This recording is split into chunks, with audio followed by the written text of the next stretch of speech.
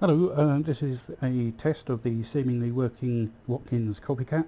I've had a really interesting time with this machine. I didn't know anything about tape echoes, tape delays before. I was always tempted to get one, but I was worried about maintenance and that sort of thing. But it's just such a sort of simple, electromechanical bundle of joy. It's so much fun. Anyway, what I've done, if I go over here quickly, this is a mini mixer. What I've essentially done is stuck this sort of beefy guitar-like jacks plug on it with a sort of industrial mains cable. I don't think that's going to be fraying again anytime soon, one would hope. But this also gives me a chance to sort of test something out with that mixer, which is to run two sound sources into the camera at the same time. So obviously you've got my voice, but hopefully we can get the direct sound from the Watkins Copicat.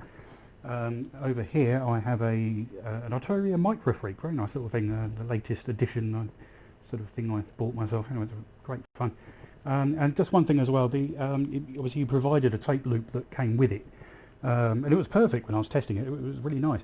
But just through sort of use and me removing it and this sort of thing, and when I went to clean the heads with isopropyl, that sort of stuff, it got my kind of greasy fingerprint on it. I mean, they are kind of disposable, these loops. I've had sort of limited luck trying to make new tape loops for it, using this sort of old stock I had sort of lying around.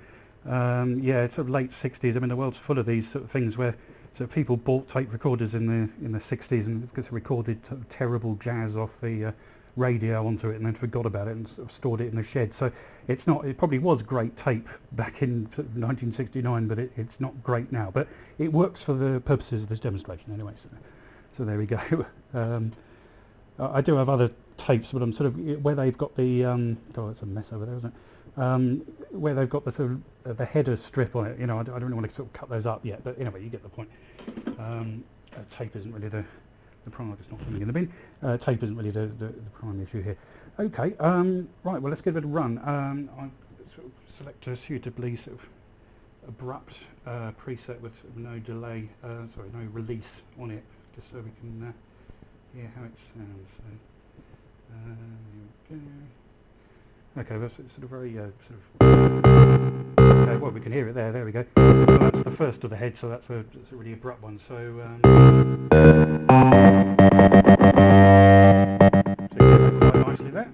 Okay, and then we'll move on to the second of the. There we go. So you get a bit more delay there. It's a bit sort of grimier sounding.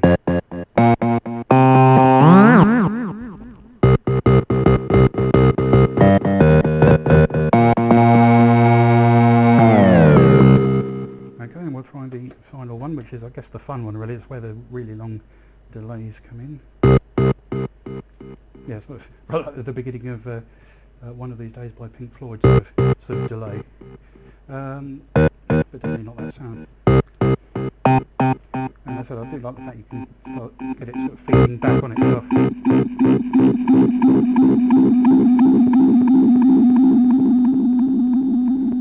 One other thing when I was fiddling with this, so I noticed the power light it was sort of floating around inside, and I don't think it was anything I knocked. Hopefully not. I use that most technical of things, super glue, to sort of stick it back in its container there. It seems all right. I don't think it's going anywhere. So it's one of these things. I've had it so long, but I do apologise for that. That I can work out where it came with that on or not. But as I said initially, I was just sort of nervous. I just sort of thought, oh, I don't want to message and say, oh, I've broken it or something. But clearly not. Here it is working. I'll see if I can try another sort of preset just to sort of demo it. You get a lot of presets on the old Microfreak. Lovely, okay. I don't work for Arturia, by the way. I'm just I've got past the honeymoon phase of a new synth. I really think it's interesting, for 240 quid, it's really get your money's worth. Oh, there's a sort of, well, it's a sequence really, but that's a sort of ethereal arpeggio there. You can hear it sort of distorting there, and of course that's why the valve ones are highly sought after, because the distortion is, well, I mean, it still sounds a lot nicer than a lot of digital stuff, but when it does distort, it's you can, it sort of has a little crunch to it. Yeah, so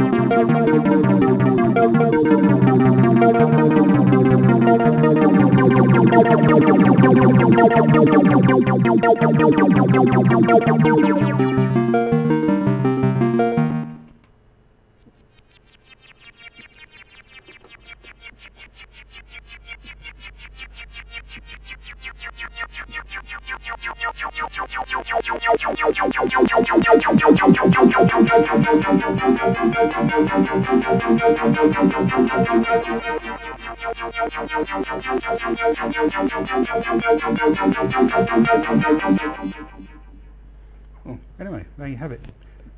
Seems to be working.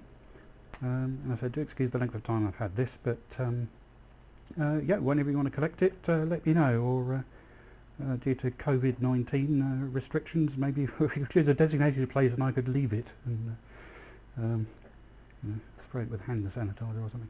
Anyway, so yeah, it's done. So you know, let me know. Okay, thank you. Bye.